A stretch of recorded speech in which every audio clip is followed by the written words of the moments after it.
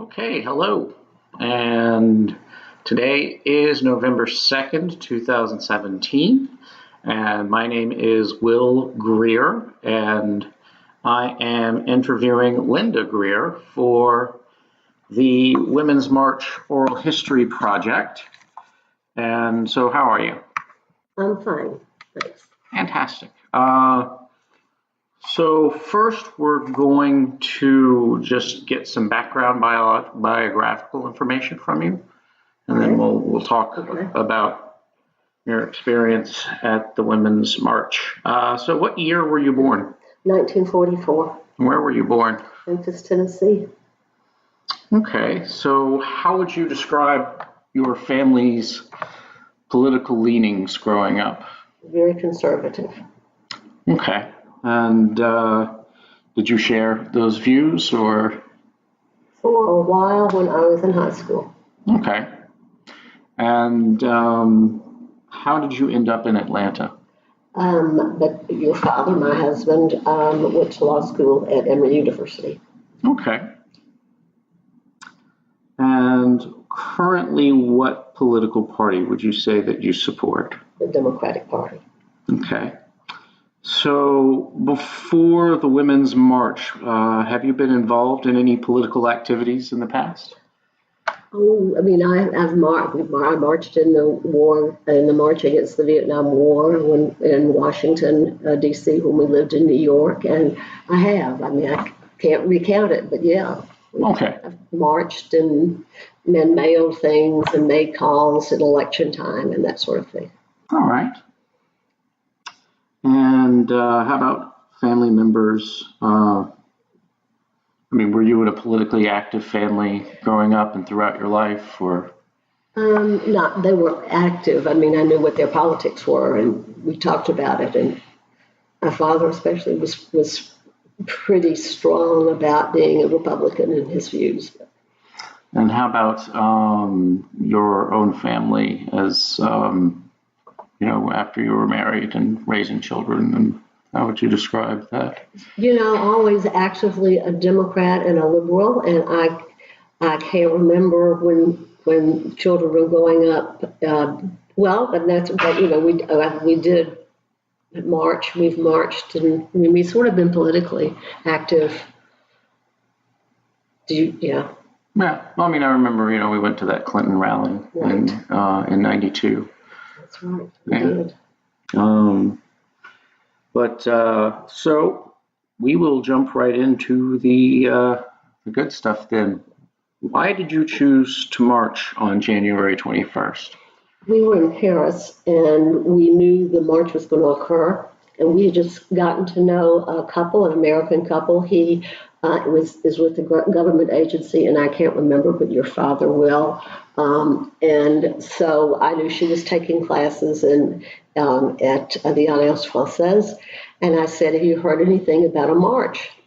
And she says, "Well, I'll see." And as it developed, yes, there at the Alliance among the Americans. So we went to the march together. Okay. And so what were there any particular issues or ideological things that motivated you to march? Yes, Donald Trump's election. And what about that? I wanted to protest it as much as I could. Okay. For what reasons? Because I thought and still think that he is very bad for our country. Okay. So you attended the march in Paris, and was there a specific, and you said that, so you think Donald Trump is bad for their country. Is there a specific issue? Let's see, where do I start? Well, foreign policy, for example. I think the thing about Donald Trump is that he is a thoroughly ignorant man, and that he doesn't have any strong core. I think that his responses and his actions are really in a reaction to his base, to his very conservative base. So I think he really doesn't understand truly what goes on in the world of politics and foreign policy or national politics or social issues. I think he's pretty much a reactive individual. Okay. Well, when you were at the march in Paris, what other issues did you see represented there? Oh, women's issues, a lot, women's issues mostly, in addition to this protesting about the election of Donald Trump. Okay. And you know, when I saw signs, you saw a sign that made reference to his really awful comment about women early on. And so it was predominantly women's issues and then the protest about his election. Okay.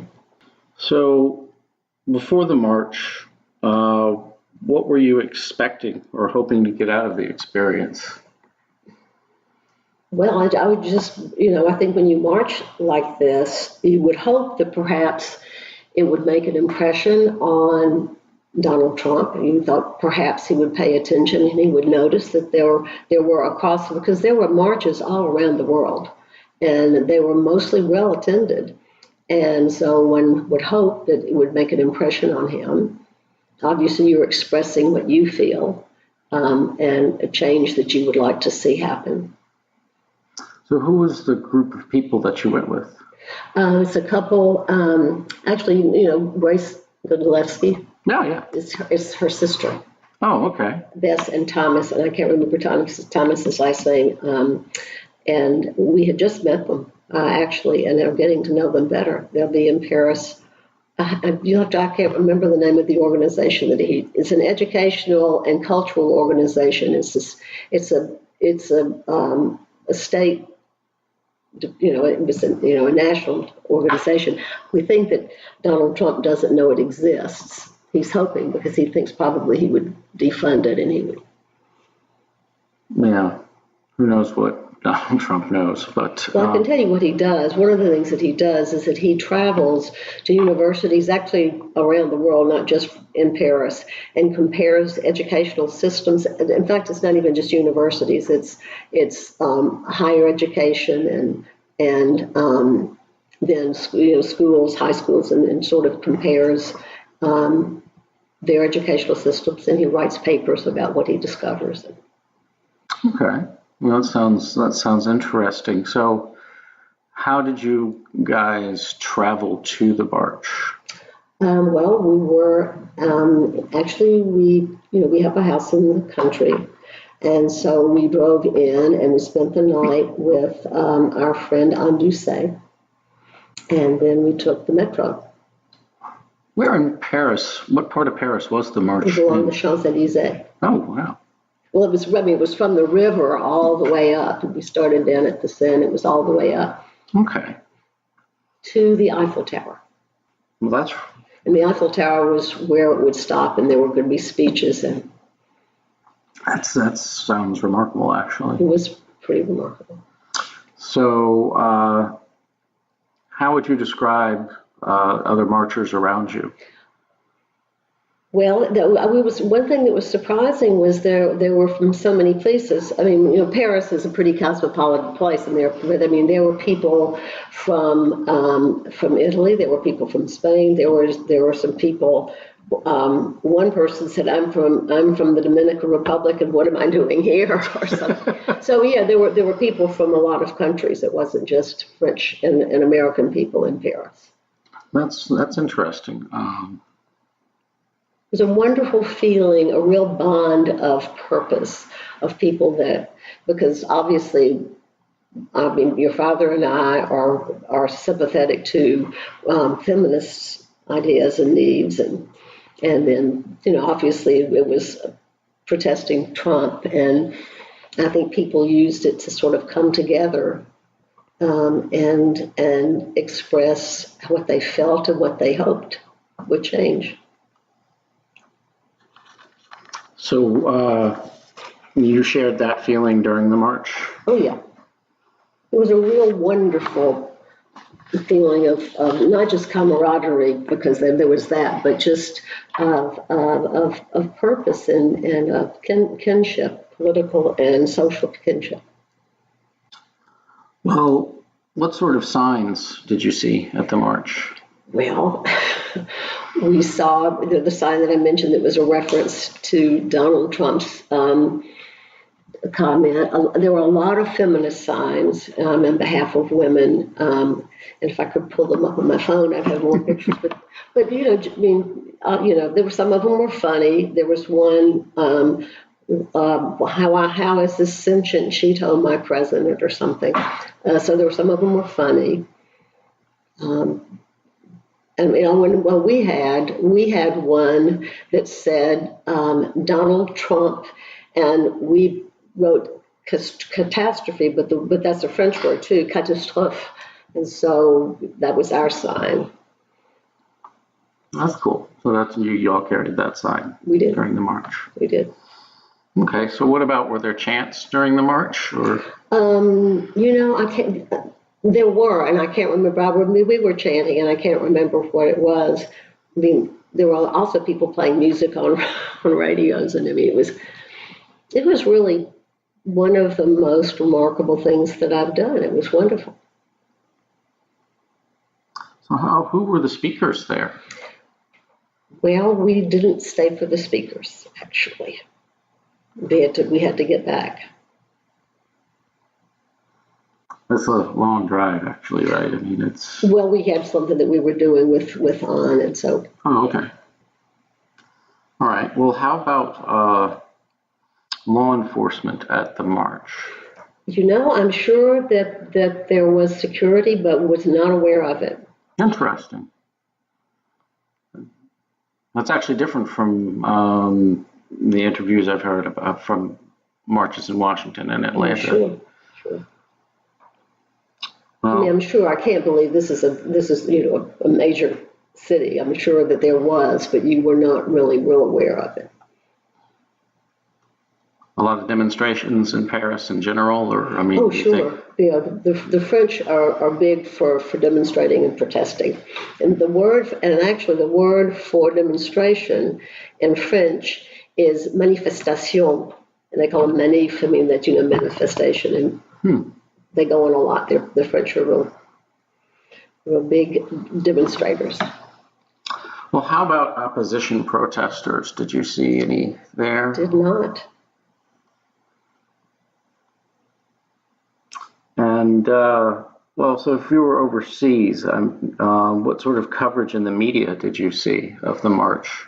Well, we don't have a television in Normandy. I can't remember, but I did watch footage, I don't know where it was, but of marches all around the world. I mean, there were, we saw, I must have been in Paris, but we saw footage of all of the marches that at some point that took place. And how about your family and friends? Were they supportive? How did they react when they found out that you went to the march? Well, you marched, and Scott and our other son and his wife and daughter and his mother-in-law all marched. And I don't know if Elaine and Phil marched. I think Chip marched in Austin. Elaine and Phil, my sister and brother-in-law, marched in Knoxville, Tennessee. And I'm pretty sure so did her oldest son and his wife, Brian and Rachel, marched. And I don't know about Ellen and David. I'd be surprised if they didn't. So it was a lot of solidarity in your family. Yeah. I mean, our family is all politically aligned. Well, how big a crowd was there in Paris? I can't remember, but how many thousands? Your father will probably know better.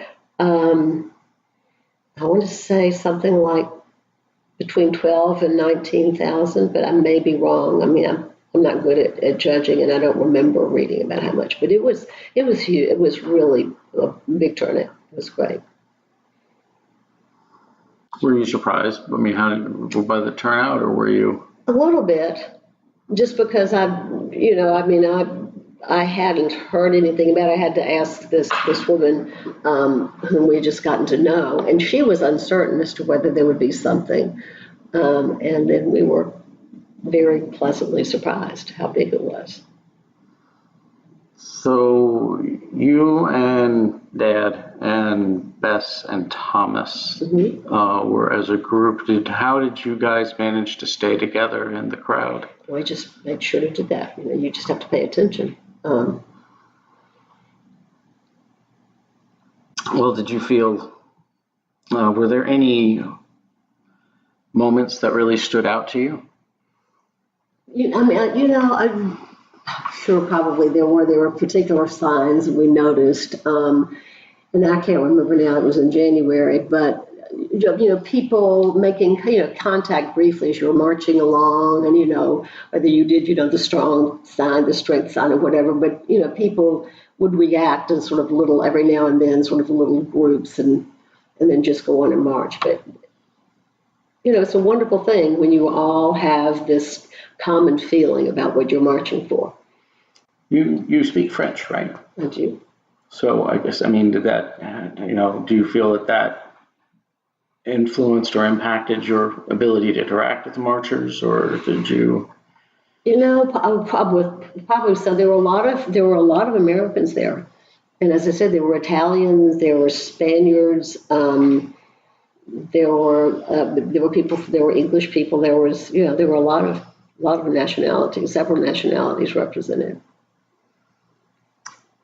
So did you feel emotional at any time, or did you? I didn't feel overwhelmed and cry or anything, but I was pretty full of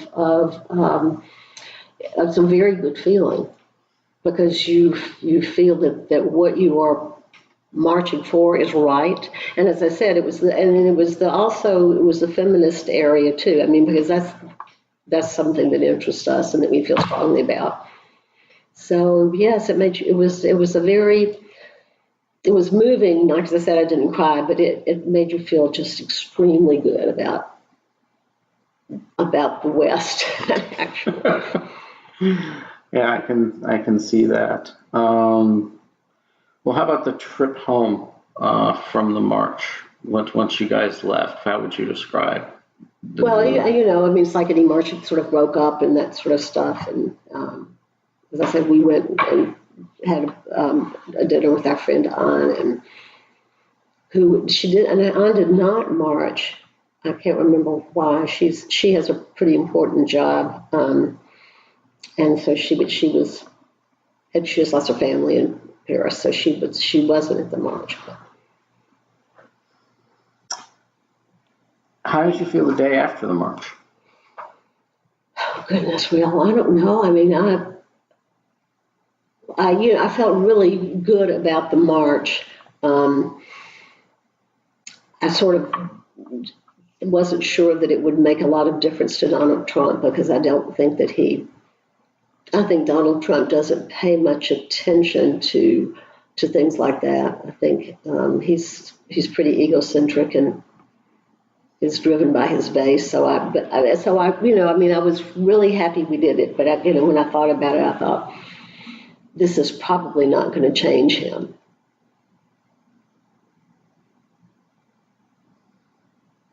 So after you returned from the march, and after the march was over, maybe even after you returned to the United States, did you have any sort of political involvement since then, or? Well, for example, there was a young man John Ossoff, who ran for Congress, and I canvassed for him. And since then, I'm trying to think, I haven't marched anywhere. So I guess I haven't done anything real proactively. Well, you said you don't really think that the march was going to change Donald Trump, but what do you hope will happen? Well, what I really hope is that he won't be president much longer. I don't know.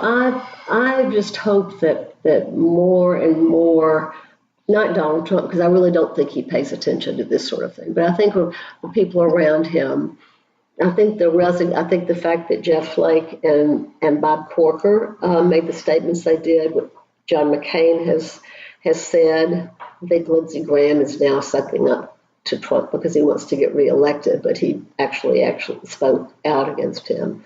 So, and I think it may. I mean, I just read that half the people, there was a poll, and half the Americans now believe that there is some involvement with Russia, that Donald Trump has some involvement with Russia. And I hope that little by little, the country is becoming more united in their feelings about Trump and trying to do something about him. Okay.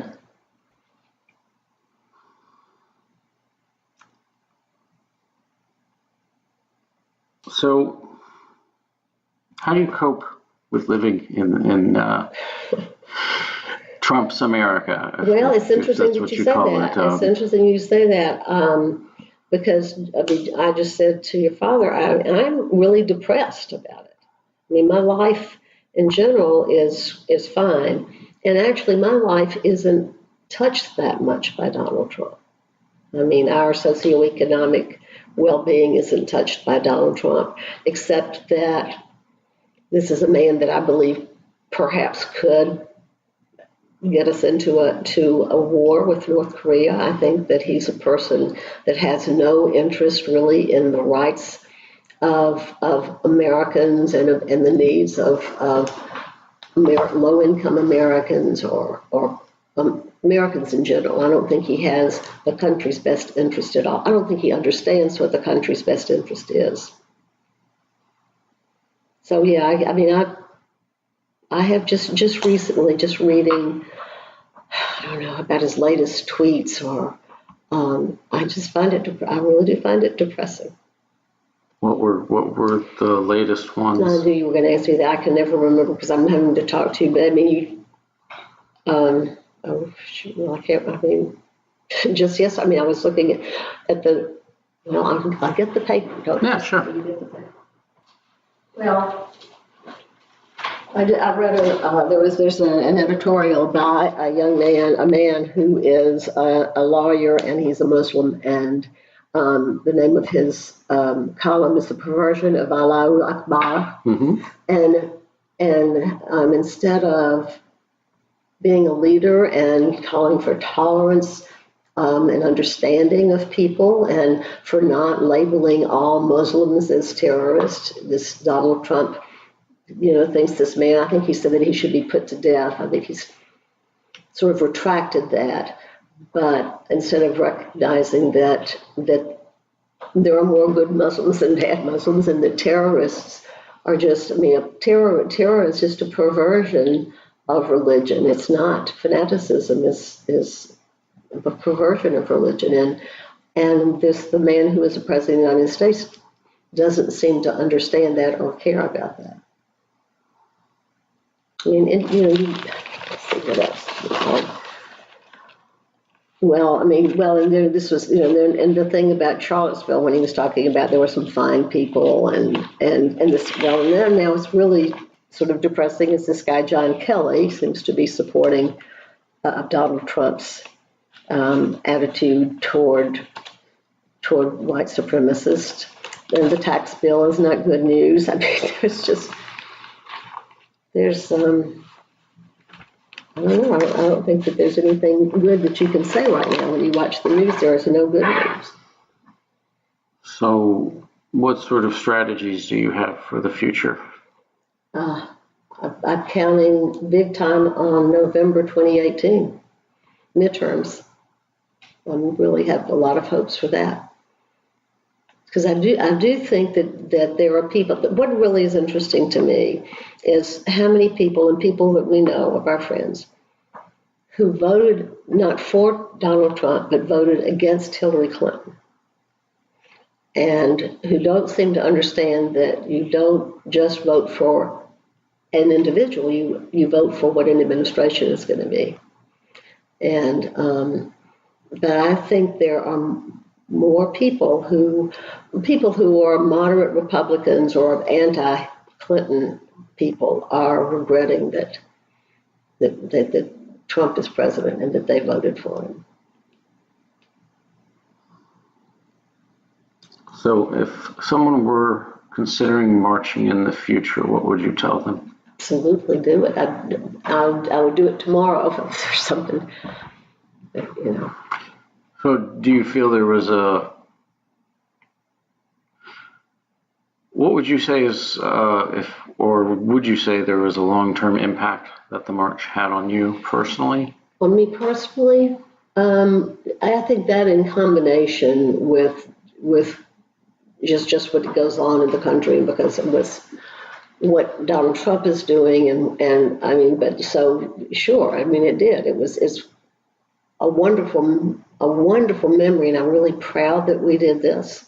I think it didn't make any impression on Donald Trump. I think it may have made an impression on other people who are aware of the march. And that was really sort of the next question I was going to ask, was sort of the bigger picture of what you thought the broader impact of the march was. Well, I think things like that always do have an impact, and I think the fact that it was a sort of a universal thing. I mean, when you think about on that particular day, that around the world, that in Africa, or people who lived in India, or people who lived all over, and it wasn't just Americans, and I think that is a pretty significant. I mean, I don't think it changed anything necessarily, but it's important that it happened. Okay. Well, thank you very much for pleasure answering my questions. It was a pleasure.